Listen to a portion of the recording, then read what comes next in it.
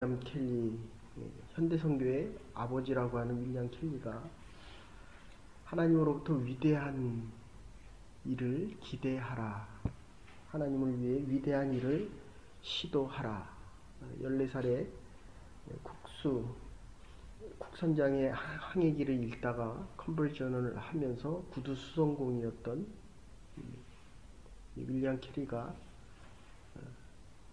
힌두교 국가인 인도에 첫 복음을 전하는 일을 하게 됩니다. 근데 7년 동안 안 가본 데가 없이 인도의 전역을 다 돌아다녔는데 7년 동안 한 명도 전도를 못했습니다. 물론 제가 목회자이기 때문에 하나님의 복음을 전해야 된다라고 하지만 통계적으로 보면 한 사람을 일생 동안 기독교인으로 살아가면서 전도 못하고 살아가는 분들의 통계가 이제 90%가 넘습니다. 그러니까 우리가 결혼을 하면 생명 있게 자녀를 소생하는 것처럼 부활하신 예수 그리스도의 생명이 우리에게 있다면 우리가 영적인 자녀를 잉태하는 것은 당연한 일입니다. 7년까지 25년, 근데 25년 될 때 1818년 됐을 때 약 600명과 수천 명의 교인들이 함께 예배에 참석하면서 73세 1834년 6월 9일 세상을 떠나면서 이 벌레 같은 쓸데없는 이 몸을 주님의 품에 안깁니다 하면서 세상을 떠납니다. 제가 어제 어떤 분을 만나면서 그런 생각을 했습니다. 6년 만에 처음을 만났는데 어제 만난 것 같습니다. 도대체 이게 왜 이럴까? 이 시간의 개념이 분명히 6년이라는 세월이 지났는데 어제 만난 사람 같습니다. 근데 어떤 사람은 만나면 만날수록 이게 굉장히 힘들어지는 분이 있고 불편해지는 분들이 있습니다. 자기가 영양실조 걸리면서 젊은이들의 복음을 전하고 자기 먹을 것을 먹지 않고 다른 사람을 먹이고 그 사람들이 먹이는 것을 보니까 이 사람이 도대체 뭘 하는 사람인지 하고 교회를 함께 나옵니다.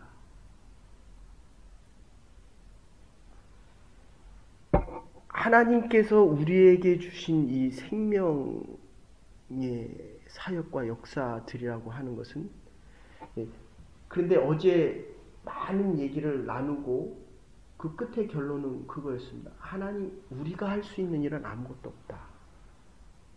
그죠? 네.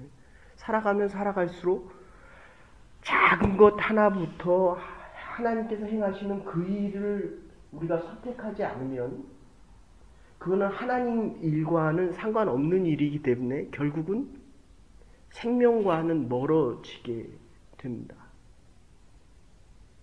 아무리 새로운 일을 시작을 해도 하나님께서 복을 주셔야 되고 하나님께서 그 일에 함께 하셔야 되고 하나님이 그 다음을 계획하셔야 됩니다. 물론 사람마다 다른 하나님께서 주신 일들이 다르고 해야 되는 목적이 다르기 때문에 그렇지만 어쨌든 주님도 12제자를 택하시기 전에 기도하십니다. 하나님께 물어보십니다. 그래서 저와 여러분들이 하루를 시작하기 전에 주님 앞에 나와 하나님, 오늘 하루를, 우리의 남은 인생을 하나님의 교회를 어떻게 섬겨가야 될지 말씀하여 주십시오. 12제자를 택하기 전에 기도하시고 하나님 앞에 물으시고 예수님처럼 완벽하게 메시아의 사역, 제가 한국에 있을 때 1970년, 80년대, 90년대까지만 해도 예수가 누군가, 민중신학, 해방신학에 대한 예수님에 대한 이해가 굉장히 중요한 이슈였습니다. 그 다음에는 영성이 이슈였습니다. 1990년대와 2000년대 초반까지. 그리고 그 그 후에 지금 제일 중요한 이슈는 문화적인 것입니다. 문화와 그리고 좀 더 나가면 경제권에 대한 이야기입니다. 그러니까 문화가 다르면, 세대가 다르면 그 사람의 얘기를 듣지 않습니다. 이 기도하신다, 르바브라는 말인데 하나님의 마음을 내가 갖고 있는다, 그런 뜻입니다. 낮은 기도는 하나님 앞에 간구하는 것입니다. 기도가 좀 높아지면 내가 사라진 채 하나님의 말을 듣는 것입니다.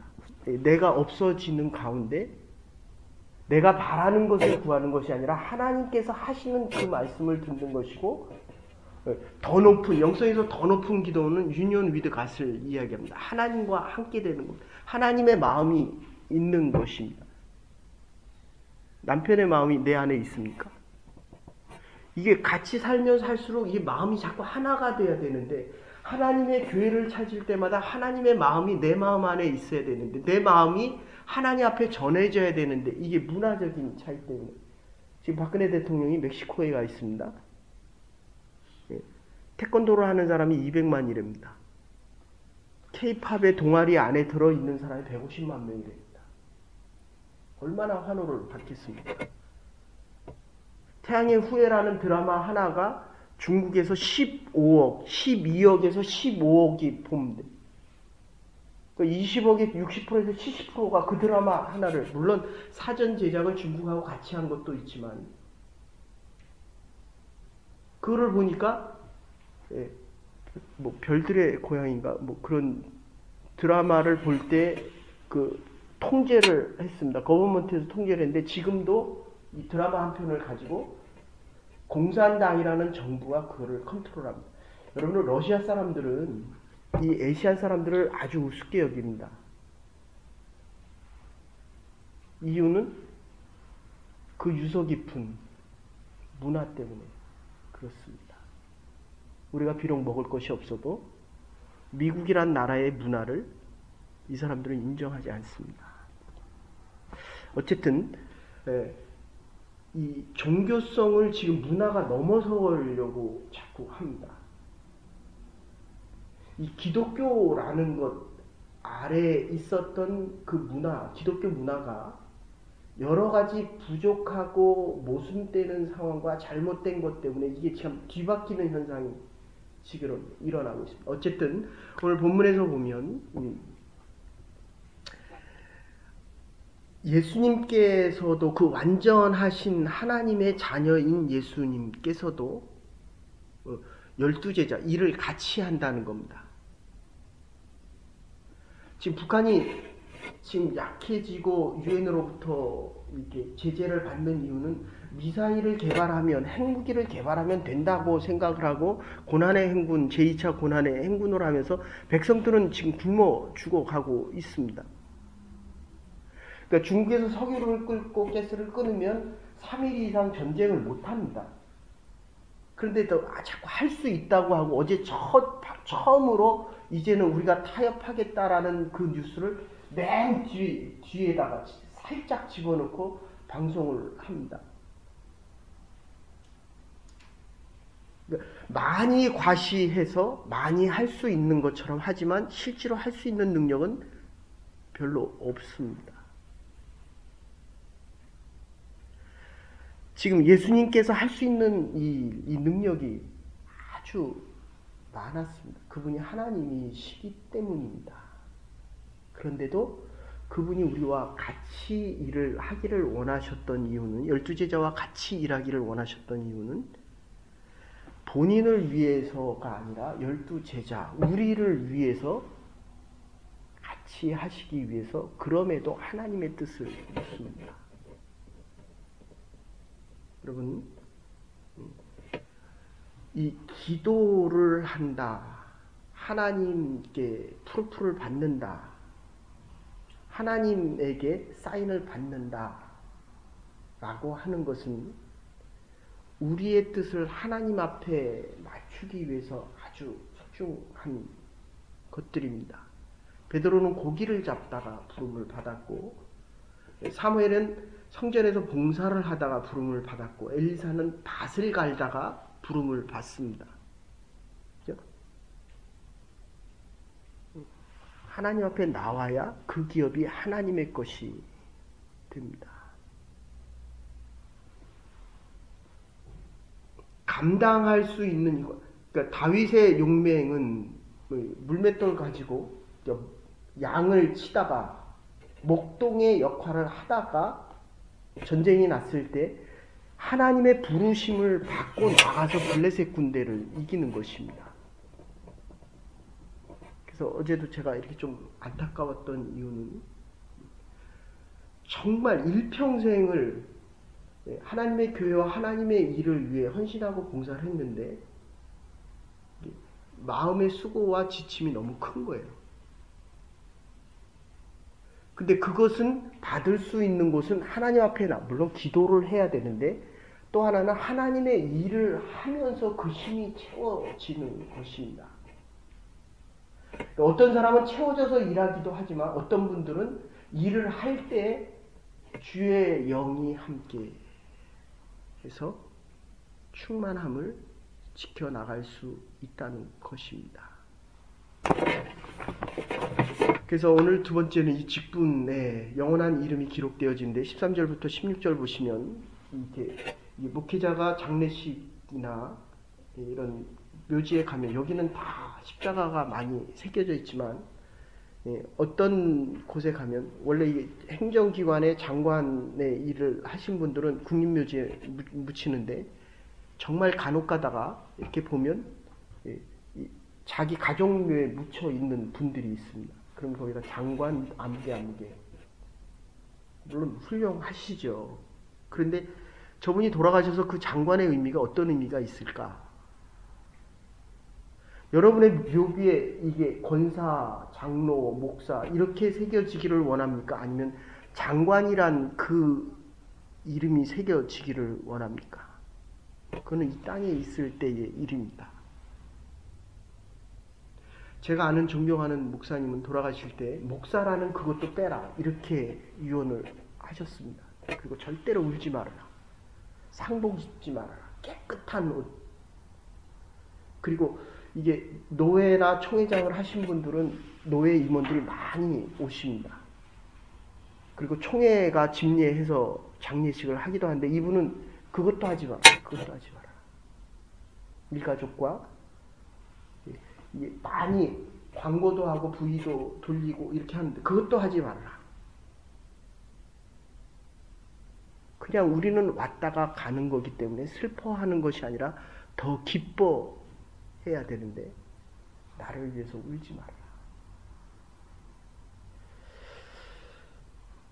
이 생명책에 기록되어질 때는 홈리와 비느하스처럼 하나님에게 드려진 성물을 훔쳐먹는 자들은 악한 자로 기억되어지고 선한 일을 행한 자들은 선하게 생명책에 기록되어진다. 요한계시록 20장 12절에 보시면 나는 또 죽은 자들이 인물의 대소를 막론하고 모두 그 옥자 앞에 서 있는 것을 보았는데 많은 책들이 펼쳐져 있고 또 다른 책에는 한 권의 책에 펼쳐져 있는데 거기서는 생명의 책과 죽은 자들이 기록되어져 있는 심판의 책이 같이 기록되어졌다. 알렉산더 대왕이 시찰을 하다가 졸고 있는 보초를 봤더니 술을 먹고 보초를 섰습니다. 그러면은 그거는 사형이죠, 사형. 그래서 부관에게 데려다가 사형을 시키라라고 할 때 갑자기 그냥 네 이름이 뭐냐 그랬더니 알렉산더다. 알렉산더. 지금 자기 이름이 알렉산더인데 술 먹고 보초 서다가 지금 죽임을 당하는 자도 알렉산더라는 거예요. 예수라는 이름이 얼마나 많습니까? 조슈아라고 하는 이름이 얼마나 많습니까? 그러면 그 이름에 맞는 가치 있는 행동을 해야 되지 않습니까? 제 이름은 서울에서 으뜸된다. 이게 이름의 부끄러움이 얼마나 많은지 모르겠습니다.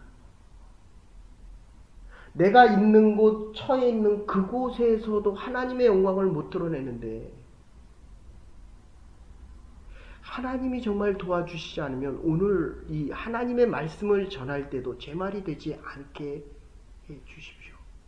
어쨌든 이름값에 맞는 그 알렉산더 대왕이 네 이름을 바꾸든지 아니면 이름에 맞추어서 삶을 살아가든지 하라.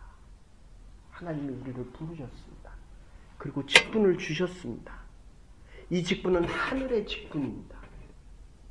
그래서 우리는 기도하고 직분에 맞는 일을, 직분을 감당해 나갈 수 있어야 한다는 것입니다. 그래서 빌립보서 4장 3절에 봐도 나의 진정한 동지여 그대들에게 부탁합니다. 이 여인들을 도와주십시오. 이 여인들 클레멘트와 그 밖에 나의 동역자들과 더불어 하나님의 복음을 전하고 나와 함께 애쓴 사람들입니다. 그들의 이름은 생명책에 있습니다. 사랑하는 여러분, 저와 여러분의 이름이 하나님의 생명책에 기록되어지기를 간절히 소원합니다. 우리의 자녀들에 대한 일들도 하나님께서 기억할 수 있어야 됩니다. 잘 살고 못 사는 거 정말 중요합니다.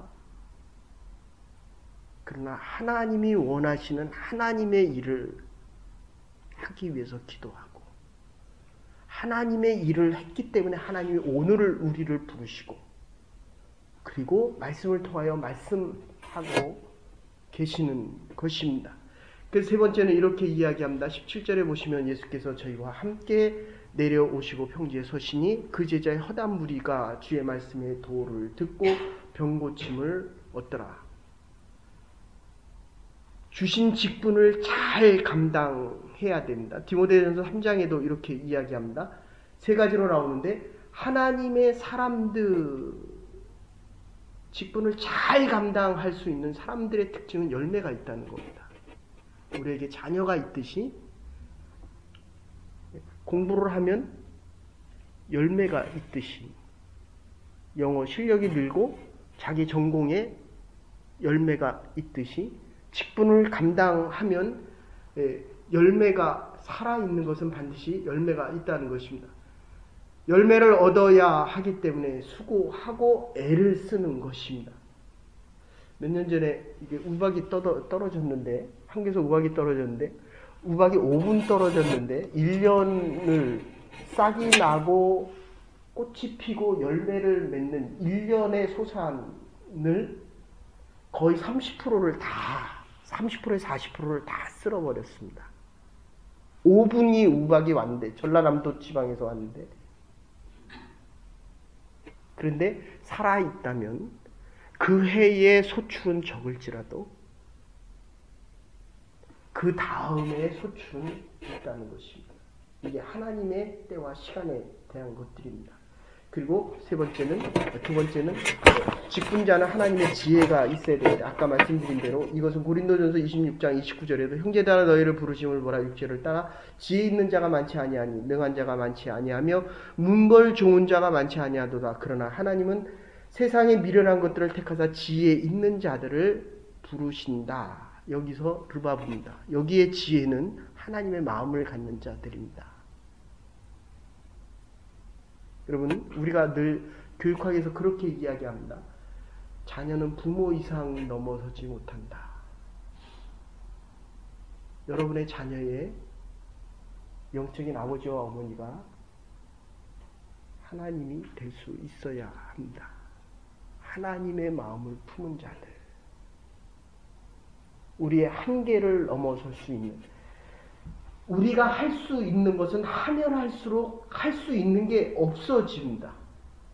옛날엔 100개를 할 수 있었지만 이제는 10개를 하고 조금 더 살아가면 한두 개밖에 못합니다.